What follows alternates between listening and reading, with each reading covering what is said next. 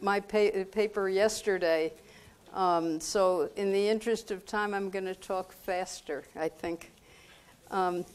Yesterday, I received an email from my friend Ira Steinman, MD, who lives in San Francisco. He's an active member of ISPS US, and he chaired an annual meeting that we held out there a couple of years ago. He wrote, "Cold, wet sheets, and great. Here's an anecdote from my old analyst, Jarl Dyrud. Dyrud was the son-in-law of Dexter Bullard Sr., who was the then medical director of the lodge. And Jarl worked there as a psychiatrist.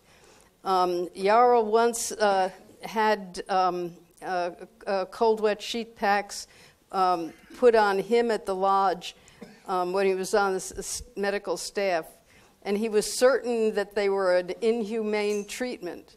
Initially, he found them cool, very quickly got a warm rush to the skin and a tremendous feeling of warmth and being held, and he loved it. So that's the end of that little email. Chestnut Lodge, whose history I'll outline today, was a family-owned hospital that survived from 1910 to 2001. I believe its demise began with the most horrifying of family tragedies, the suicide by the 17-year-old son of the then medical director, Dexter Bullard Jr. So it was Dexter Bullard III who hung himself in 1976. He had recently been accepted at Yale, and he was slated by the family to become the next medical director of the lodge when his father would be ready to retire. And he had said to one of the staff that he didn't think that people would be able to tell him from the patients. So he just was feeling trapped by destiny, although there were other issues, I'm sure. He had been in treatment with a senior analyst, and it seemed to many of us that his father regretted this choice, feeling that he should have arranged for treatment with a more modern, medications-oriented psychiatrist. That tragedy was featured that evening on the evening news with footage of the family home as well as of the hospital. And in the time after the funeral, the family moved to a house just to get away from the house where the son had killed himself.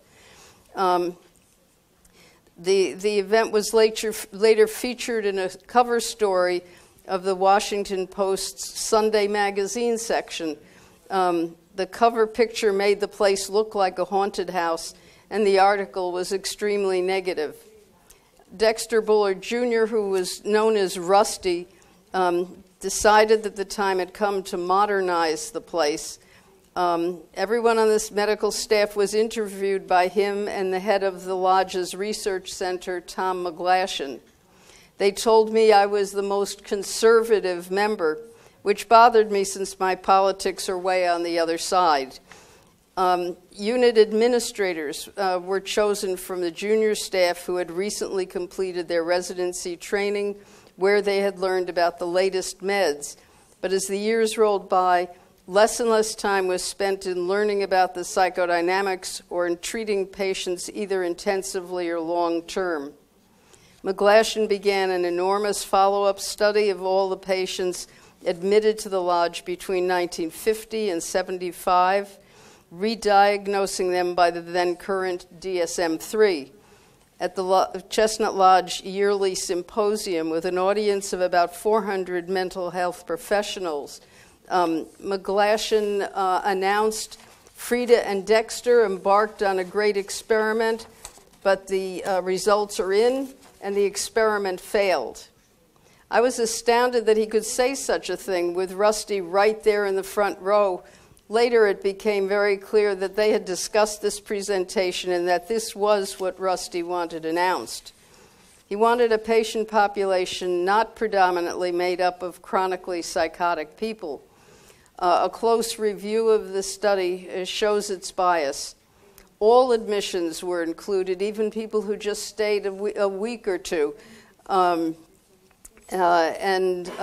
whose families then changed their minds about funding our approach. And the bar was set very high for the classification of recovered. That person needed to be in a long-term, committed sexual relationship, needed to be holding a job and living independently. The experiment was deemed a failure, even though the results showed that 1/3 of those diagnosed with schizophrenia were significantly improved, and 1/3 of those were fully recovered by these tough standards. 1/3 were unchanged and 1/3 were worse. When you recall that essentially all of those had been treatment failures in a long string of prior hospitalizations, to have 1/3 of them significantly improved and 1/3 of those fully recovered is hardly an experiment that failed. And among the group diagnosed as suffering from borderline personality disorder, a full 80% were significantly improved and 50% were in the good to fully recovered range, a far more favorable outcome than reported in other follow-up studies. The much maligned long-term institution did not foster regression, but became instead a home for the patient, with therapist and administrator assuming parental roles, allowing a reworking of separation and individuation tasks. I joined the Lodge staff in July of 1976. My job interviews had coincided with Rusty's first day back at work after a 3-month absence following his son's death. During that time, the family had moved. A social worker counseled me not to mention the word suicide during my interview. I had the feeling that Rusty was still completely consumed by his loss and wasn't hearing anything I said, but somehow we got through the interview. The patient I'll present was among my first patients there, and among the last to have received regular cold wet sheet packs. Her diagnosis on admission was chronic schizophrenia, but within a year her administrator decided that she had always been borderline, and I decided we were reworking the trauma occurring when she was still a toddler. The borderline, living in the gray zone between the schizophrenias, neuroses, and character disorders, exists in a world of action, of present tense and ever-present tension. The very name borderline labels that part of the psychological world which is deficient. The boundary lines between self and others, past, present, and future, human, animal, plant, and inanimate, and perhaps centrally between language and action, are all undependable.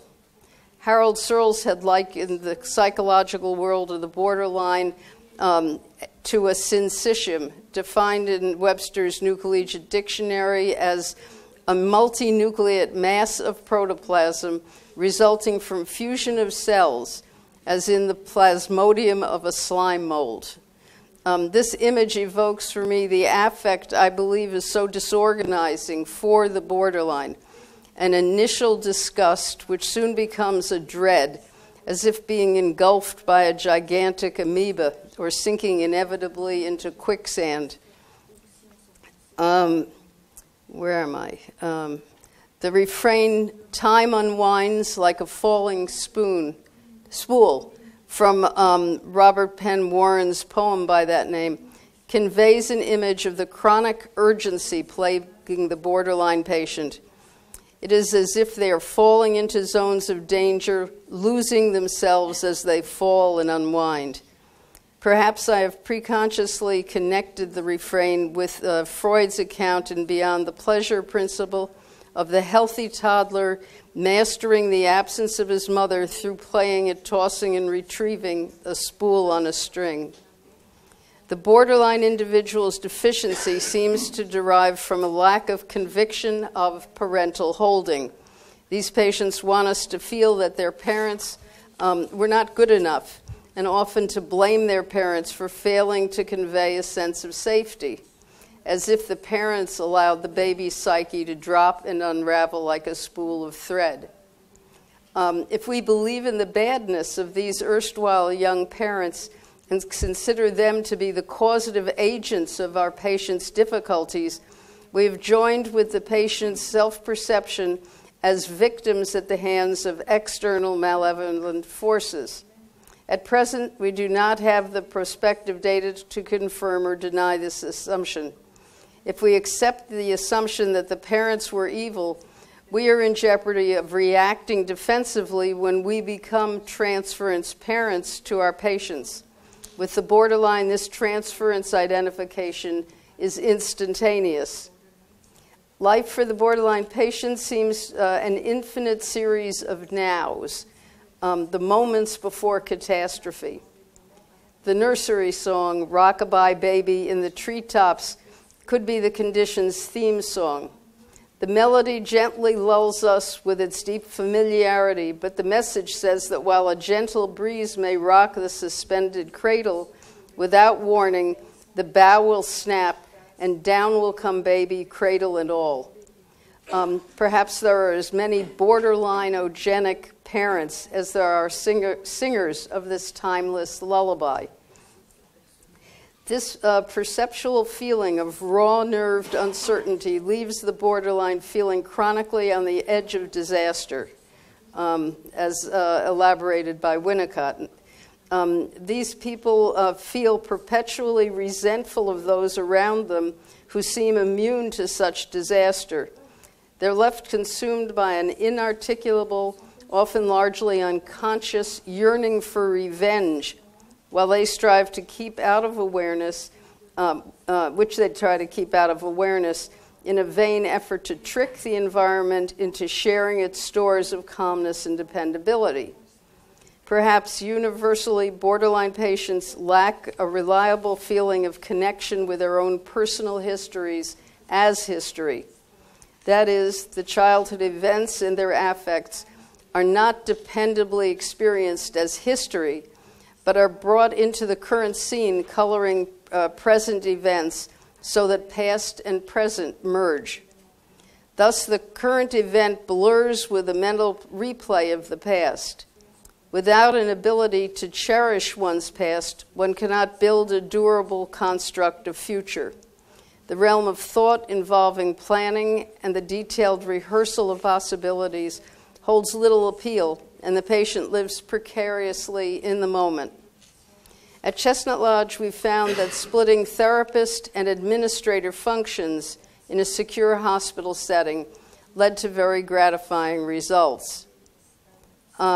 The much maligned long-term institution did not foster regression, but became instead a home for the patient, with therapist and administrator assuming parental roles, allowing a reworking of separation, individuation tasks. I hope the following presentation will illustrate these issues. 4 months after I began work at Chestnut Lodge, and while I still was unambivalently thrilled to be there, 20-year-old Margie arrived. A bright but troubled student, she had taken honors courses in high school and graduated a half year early. But without the structure of a school schedule, she decompensated. A consultant's report from a major teaching hospital where she had spent 2 stormy years on a locked unit said that she had formed no evident alliance with her therapist. He gave the family 2 choices for her: long-term hospitalization or a trial of shock therapy. The data on admission to the lodge minimized her dangerousness.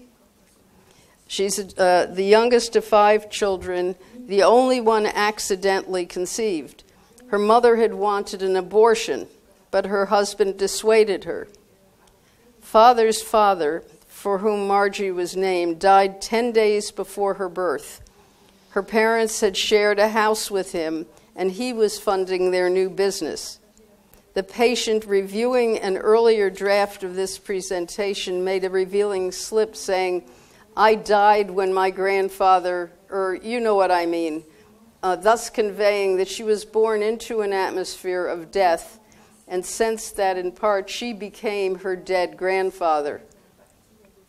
At first she was a bouncy and affectionate baby, enjoying additionally the attention of her older siblings and a doting housekeeper. Then at 18 months, she developed a treatment-resistant diaper rash. Her pediatrician hospitalized her and had her restrained spread eagle under heat lamps.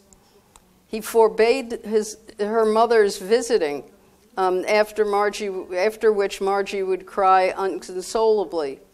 After 3 weeks, she came home a changed person, now very clingy, sucking her thumb, and no longer a chatterbox. When she was 7, a playmate developed leukemia and became bald before she died. Margie then began her lifelong habit of hair pulling to the point of leaving bald spots. The school psychologist recommended psychotherapy, but this was not obtained. Her latency years coincided with financial uncertainty. Her parents fought. Father and siblings would ridicule mother, whom Margie tried to rescue. In the 4th grade, she and a girlfriend apprehensively went to a building site where rumor had it a strange man was loitering. They met up with him. He exposed himself and told the girls to touch his penis. They ran home, swearing not to tell their parents, but the girlfriend did. From 14 to 17, hold a sec.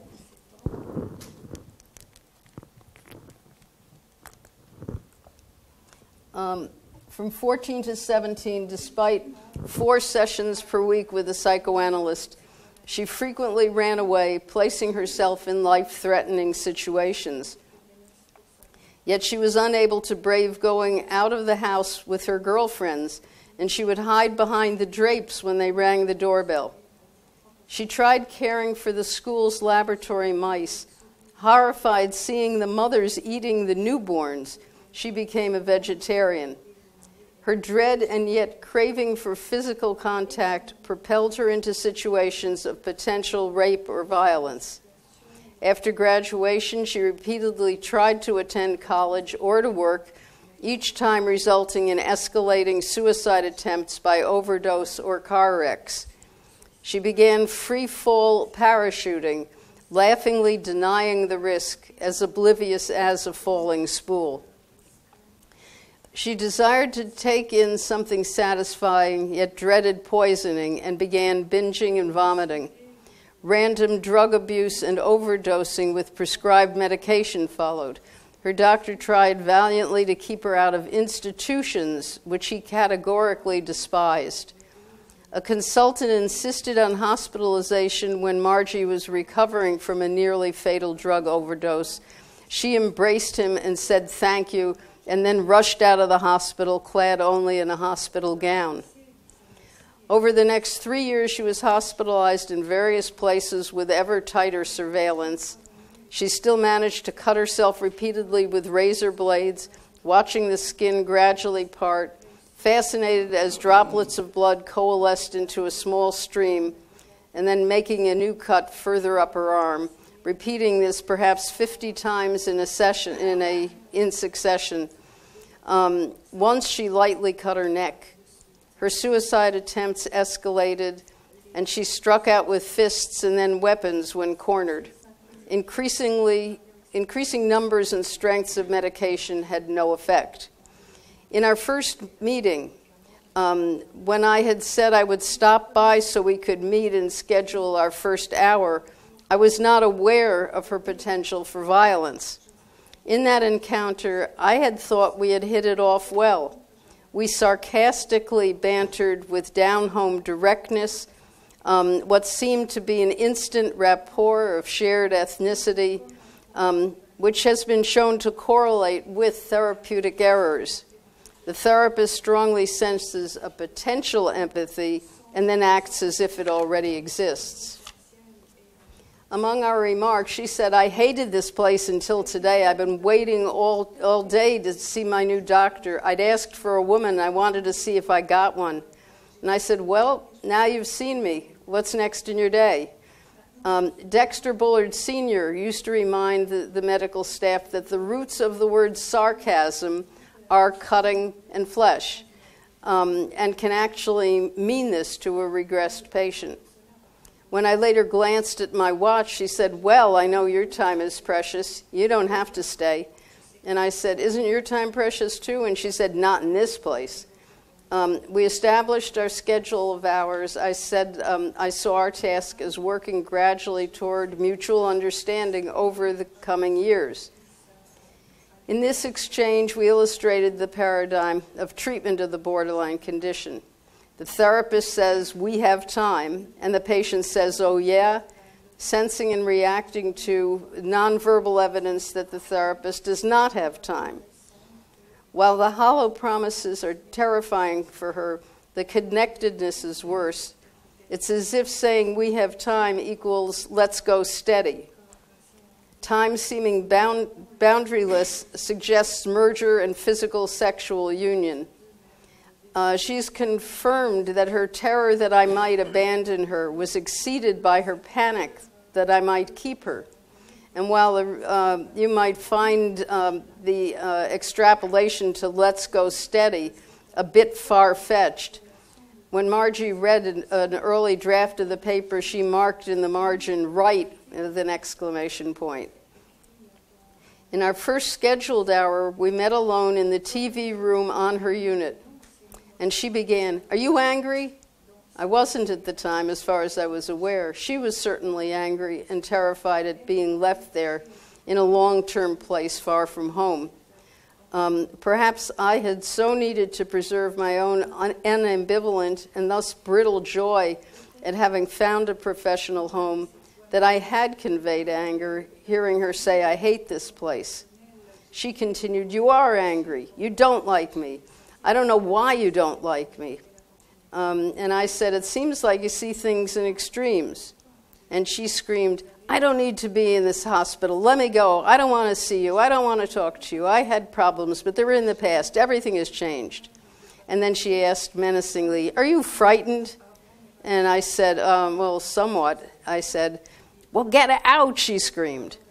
I got up and was moving toward the door, diagonally away from her. I felt defeated over conveying that I was a quitter.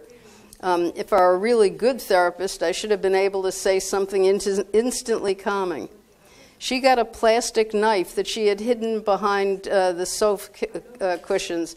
This is one of the utensil from the dining room, the regular standard plastic utensils that you've used for picnics, etc.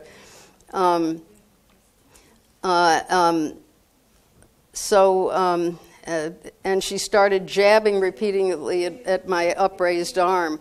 And I called, "We need help in here." Well, thinking, what's this "we" stuff? I need help.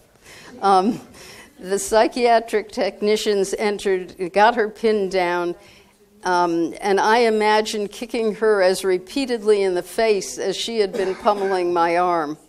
Instead, I gathered up the contents of my pocketbook, which were strewn around the room. Her assault shattered my unarticulated notion that my enthusiasm and pleasure at being a lodge therapist would in itself protect me from danger. My denial of my vulnerability had to be as terrifying to her as I felt her free fall jumps must have been. My anger toward her was analogous to her anger towards me. We each were occupied by immediate feelings of vengefulness. Since her arrival there, she had been assaultive and self-destructive previous to her attack on me and had already required cold, wet sheet packs. Her administrator, her head nurse, and I concurred in instituting routine cold, wet sheet packs for her therapy sessions. After the first week of hospitalization, Margie's self-mutilation and her assaults on others stopped completely. But once she managed to get off the unit when another doctor was entering, a doctor who was hired at the same time I was. He grabbed her arm, and she tried to pull away, and he said to her, "Get back on the unit or I'll break your arm." She later told me that she had planned an immediate suicide by throwing herself in front of a truck rumbling down the busy street that ran in front of the hospital. She later told me she had dreaded liking the place, fearing that she would then never want to leave it. As Margie and I reviewed the material for this paper, she told me that she had hoped for a soft maternal figure who would soothe her and tell her everything was going to be all right. I was not yet in touch with my identification with my sometimes aggressive and assaultive mother, who had died 2 months before Margie's arrival. And perhaps my sense of immediate rapport with Margie reflected my wish to resurrect my mother in my new patient. My mother had raged that I was little Miss Innocence, not in touch with my provocativeness. And at that point in my analysis, that was true.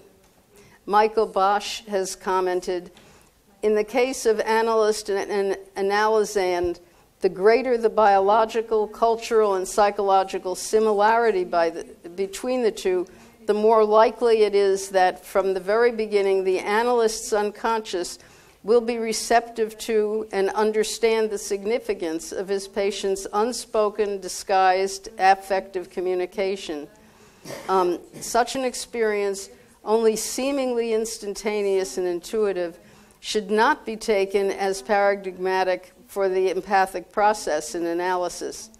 Often as not, such mutuality does not exist, and then there is no immediate feeling of affective communion and recognition between analyst and patient. While in cold wet sheet pack, Margie conveyed information about herself and her family dissociatively, actually reliving recalled situations. She addressed me as if I were her sister or mother or father or classmate or stranger. She hallucinated fish flapping on the floor as they had once done when her fish tank had no lid. Mice crawled in her mouth, and she relived seeing mice eating their newborns. And eyes stared at her from the wall. Once in a child's voice, she pleaded with me not to make her attend Sunday school that day. In another session, her parents were in coffins, having been murdered by an intruder, and she talked to each of them, and they answered angelically. The abrupt changes in affect, scene, and degree of communication were extraordinarily rapid and unpredictable. During those weeks, I learned that she found my words and any movement for me extremely disconcerting. She taught me how crucial it was for me to simply, quietly, and consistently be there with her. Those early stormy months probably would have been quite different had I been like that from the start. She then revealed to the nursing staff that she had smuggled in razor blades in the heel of a shoe. The nursing staff located them. I said to her in a session, "To the part of you that chose to use that plastic knife rather than the razor blade, I say thank you." In the next session, she reported her first dream. She was playing basketball with me with a half-deflated ball. As one or the other of us scored, the psych techs who were watching said "ah" in approval. In the dream, she then went to the refrigerator and found 4 recipes for vegetarian corned beef written on a thank you card from me. The 4 recipes were linked with our 4 sessions a week. The vegetarian corned beef had actually been given to her by a vegetarian psychiatric technician. The partly deflated ball in the dream seemed breast-like and was shared back and forth while we competed. The psych techs approvingly watching our structured play. We were no longer enacting cannibalistic oral rage. The basketball going into the hoop, I now connect with our providing the other with food for thought, the ah being the sound of agreement or contentment over a good meal.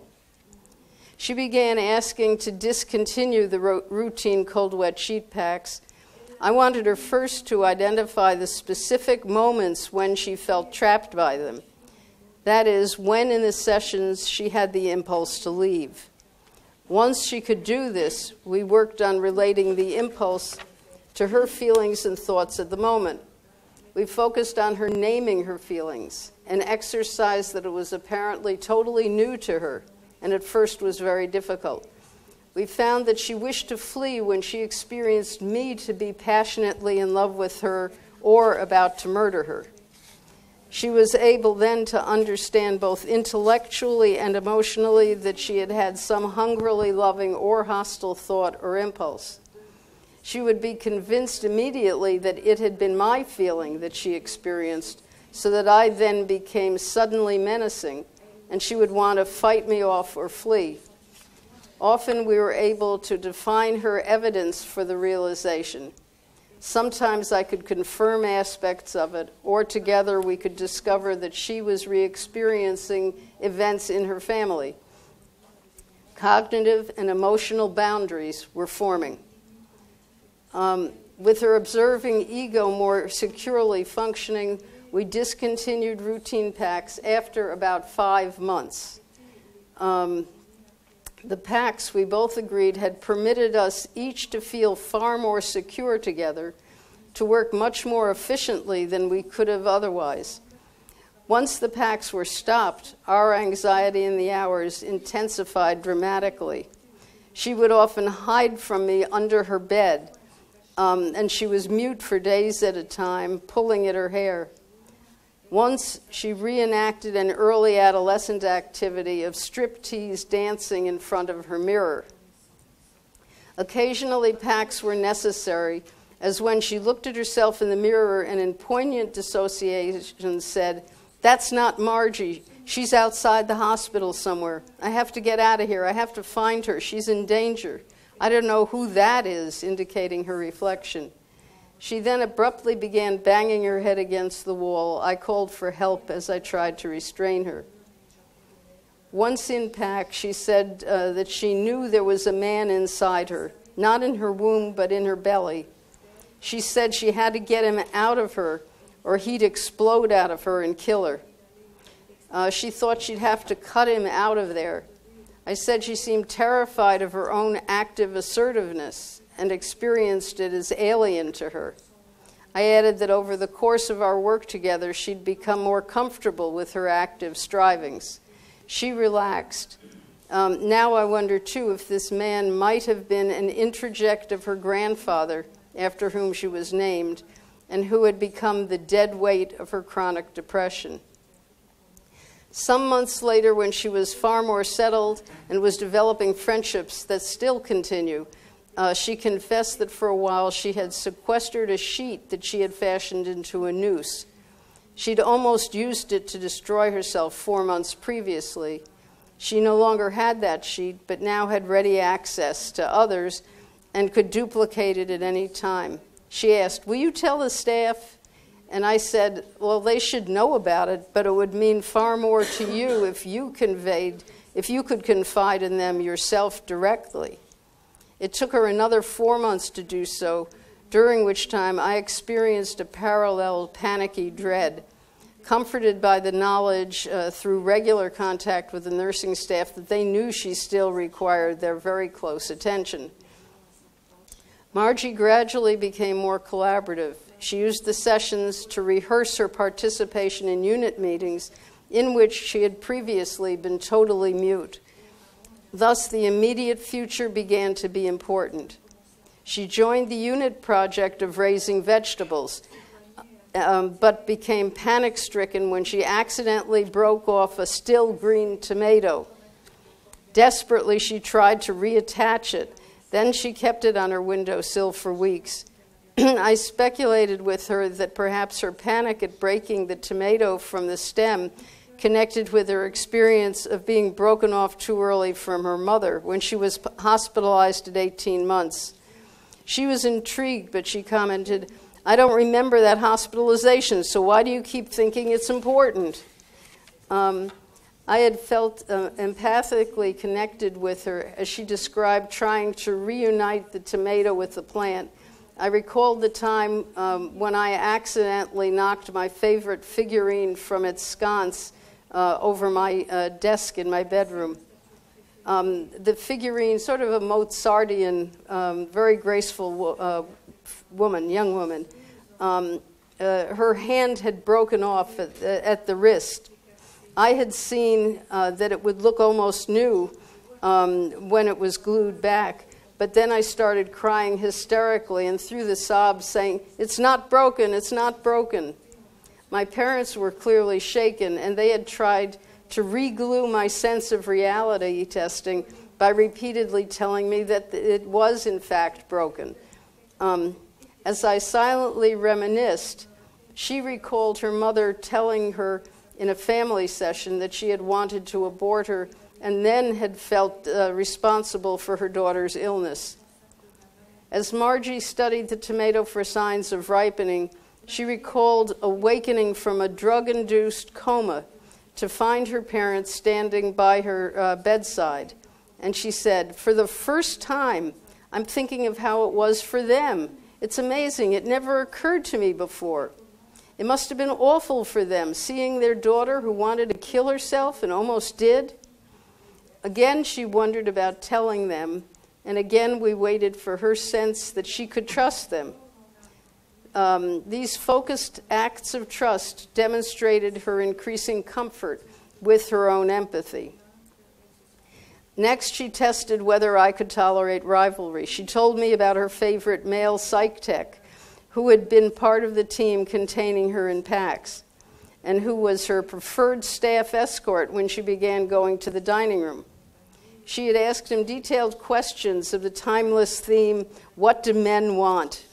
How do they regard women? How they interpret certain comments or gestures from their dates. She let me know that he and I were in brisk competition concerning who was more important to her. Meanwhile, she often responded to my remarks, linking one area of discussion with another by saying, "You're weird," or "People don't think like that outside the hospital. If I think like you, I won't be able to get along with them." Much later, she often said, "I'm worried. I'm starting to think like you. You've gotten into my head. I'm not sure it's right." And then she would report some neat piece of self-analysis. I underwent emergency surgery with complications for what turned out to be a stage 3B ovarian cancer. My patients were told, since maintaining analytic anonymity seemed impossible, and the administrators didn't want patients hearing that from another patient, not knowing what was whether they could reveal that they knew. The administrators even encouraged the patients to continue with their interim therapists. Margie stayed with me. She sent me Natalie Shanga's book, "For Colored Girls Who Have Considered Suicide When the Rainbow Is Enough." My dread on leaving the hospital was analogous to hers on being admitted to the lodge. As the title seemed to command, I did consider suicide, deciding instead to read the book, which turned out to be a perfect gift. When I returned, she hugged me, told me that she knew I would be fine, and wrapped me in a white crocheted shawl. She had asked the rehab liaison to teach her to crochet so that she could make this get-well present for me, which seemed to me the closest she could have come to reciprocating the cold, wet sheet packs. She resumed her work as if I would live forever, and I felt immortal, but only during the sessions, on which I then deeply relied. She had shown me her worst, and I hadn't quit, and now I was showing her my worst, and she too stayed around. She took courses at the local community college, did extremely well in some, and showed major talent in sculpting, where she found metaphors for her hatred and sensation of being shattered. Again, she had gained her introduction to sculpting in the rehab program, but more often than not, she withdrew from courses, immobilized by apprehension. She got a job, and after marked shyness and seclusiveness, she became a highly successful salesperson. Next, she very gradually moved out of the hospital to become a day patient after 2 years as an inpatient. She continued as an outpatient for another 3 years, then became a private patient of mine, still meeting with me at the lodge. She began complaining that the work wasn't progressing, that she experienced me as too much of a friend, and felt disappointed after the sessions, feeling as she'd been chatting rather than working. I suggested she might find using the couch helpful with that, and after some hesitation, she did so, and it helped. I should add that at no time in her work with me did she receive psychotropic medication. At work, she met a shy, scholarly man. They dated tentatively and then romantically, and then became engaged and got married. Gradually, she decreased the frequency of our sessions, and there were increasingly long interruptions as they traveled, first to various cities in the U.S., and then on an ambitious and enviable 3-month backpacking trip to Eastern Europe, which they organized and conducted totally independently. That is, they didn't go on any tours. Upon her return, we stopped meeting. They then opened their own art supply store. She hoped for children, but he said he was afraid he wouldn't be a good enough father. She returned for a few sessions and then left, and I haven't heard from her over the years, but I think of her often. I'd like to add that Margie's recovery is not an unusual story. 2 fellow patients whose histories are in many ways analogous and similar in severity, and who became her friends during the hospitalization, have both gone on to careers. And one of them as a psychiatrist, first working in research at the Lodge and then establishing her own private practice. And 2 other patients of mine who weathered the storm of my chronic anxiety when I was sick have gone on to marry. Not to people outside of the hospital, not to each other. When I had asked Margie what in her treatment seemed most important to her, she said, "You taught me that it's all right to hate and that it will not hurt the other person or myself." This connects with the borderline's urgency. It was her hateful feelings that knocked her into panic like a dropped spool of thread. She had come to dread her own hatred and reacted to it by projecting it onto the other person. Work with Margie taught me to be extremely respectful of the terror of the borderline or psychotic patient who's in a new situation. She almost killed herself in each of 2 attempts to go away to college. After innumerable hospitalizations, she was turning this murderousness on others as well as herself. She lacked a sense of personal identity, but was unable to complain about this since she did not at the time have a self that could articulate, "I feel whatever." That is, when she was hateful, she automatically chose to lose herself rather than to acknowledge this hatred. I was initially unaware of the intensity of her panic, and she experienced my lack of relatedness probably with inarticulable despair. Often over the years, we reviewed our first encounters. By mid-treatment, she could say, "That must have been awful for you. How could you stand working with me after that?" And I was able to tell her about my fantasy of kicking her in the face when the technicians had her pinned to the floor.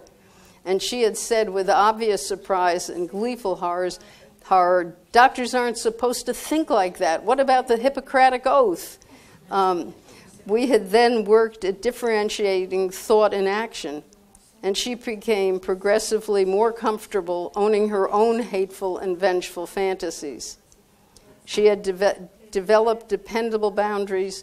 She could imagine being me, imagine being herself in the past, and further could imagine me as a person with memories of past events.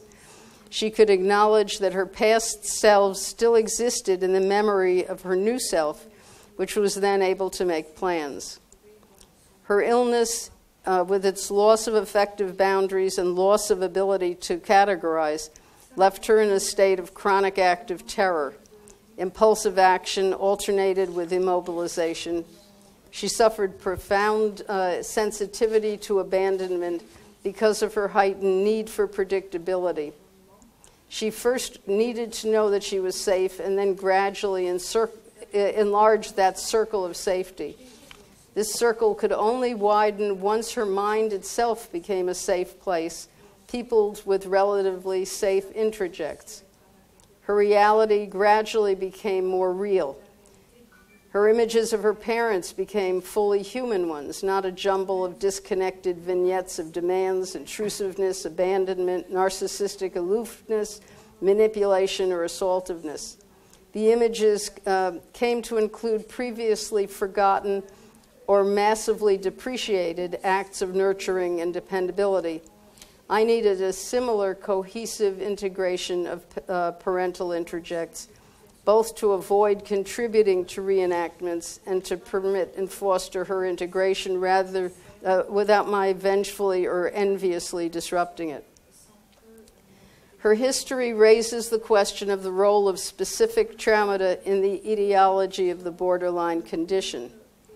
The borderline patient is classically described as not mastering the rapprochement or separation individuation phase. My patient underwent a profound trauma at the height of the rapprochement phase and could well have experienced that hospitalization, her confinement, and her mother's not visiting as irrefutable evidence that she was being punished for her efforts at individuation and perhaps for masturbation. The works of Bowlby, Mary Ainsworth, and others studying attachment behavior are of enormous importance here. Robertson's 1952 two-year-old goes to hospital documents the trauma I'm describing with its phases of protest, despair, and detachment. Is that a film people have seen? It's not an old one, but it should be included in teaching this stuff. A two-year-old goes to the hospital. Is that known here?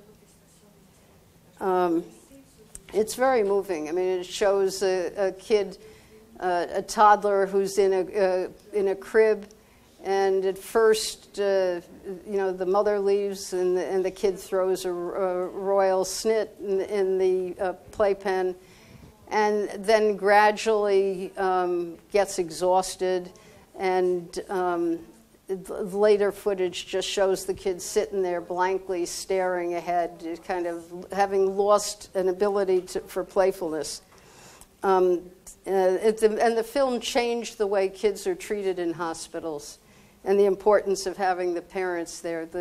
It was that film that led children's hospitals to get chairs that converted into narrow beds so that the mother or father could stay with the kid right through the hospitalization.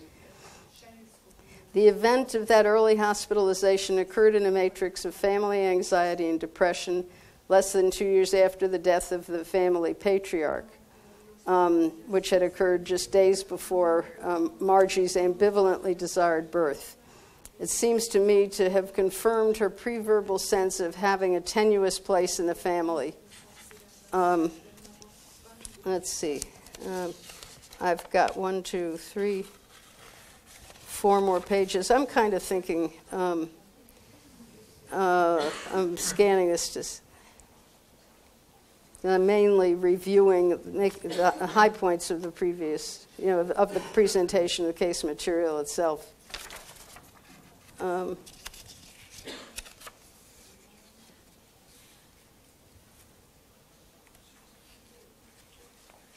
So the concept of time and the varieties of ways of coping with its passage are perhaps the central issue in all varieties of mental health and illness. For the healthy, shielded with the distractions of collaborations and daily tasks and schedules, there's a calm sense of sufficiency. When we say to the patient, we have time, we believe it and comfort ourselves that the statement is largely, probably, statistically true. For the depressive and anxious neurotics, the limitation of time forms a problem impeding efficiency, but for the borderline, the resultant anxiety cripples and fragments cognition. With the psychotic, anxiety reaches such a pitch that denial is necessary, and the individual becomes, in a way, immortal or reincarnated, responsible not for his own fate, but that of the universe. These diagnostic states are states of current tension, not statements of fixity, as are the Linnaean categories of genus and species. The boundary with the psychoses is also diffuse.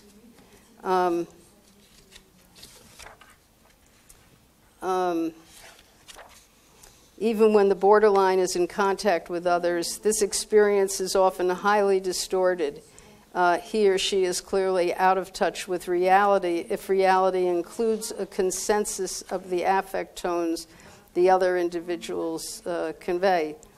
If confronted with contradictions, the borderline will work diligently to convert the level of tension in the other to that of his or her own, thus apparently winning the battle of whose reality is the real one. If the others happen to be the patient's therapist or hospital team, the patient has both won and lost. The patient has won in proving that there really was a war going on all along, but has lost in usually being the first or only casualty. Yet again, the bow has broken and the sense of dread is confirmed as appropriate. The outcome depends on the ability of the professional team to process their countertransference reactions, as from Reichman and Searles taught. This, in turn, rests crucially on their having come to grips with their own borderline disorder, its roots, and its present condition.